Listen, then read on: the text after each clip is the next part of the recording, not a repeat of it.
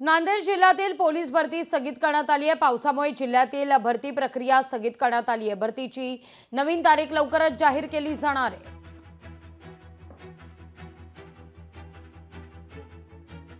राज्यातील पोलीस भरतीवरून चांगलंच राजकारण तापलंय। भर पावसात पोलीस भरती होत असल्याने विरोधकांकडून टीका करण्यात येते। पावसामुळे पोलीस भरतीसाठी आलेल्या उमेदवारांची तारांबळ उडते। काँग्रेस प्रदेशाध्यक्ष नाना पटोलेंकडून भरती प्रक्रियेवर आक्षेप घेण्यात आलेला आहे आणि गृहमंत्री देवेंद्र फडणवीस यांनी या सगळ्या प्रक्रियेकडे लक्ष द्यावं अशी मागणी ते करतायत। मी मुख्यमंत्री उपमुख्यमंत्र्यांच्याकडे मी पत्र पाठवूनही मागणी केली होती। मी आमच्या पोलीस महासंचालकांना मागणी केली होती की तुम्ही हे पावसाळ्यात घेताय ते पुढे ढकला। पण काही विद्यार्थ्यांचा हे आला की आम्हाला अनेक वर्षानंतर आता संधी मिळते आहे।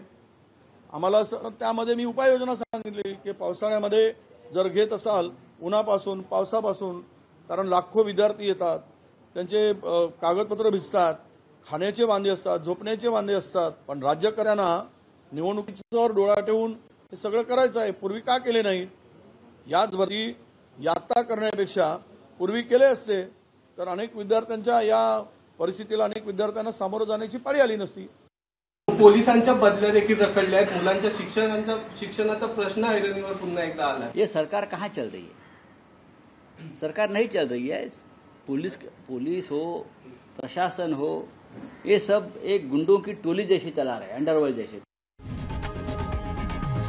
लोकशाही मराठी ऐका, पहा, जागरूक रहा।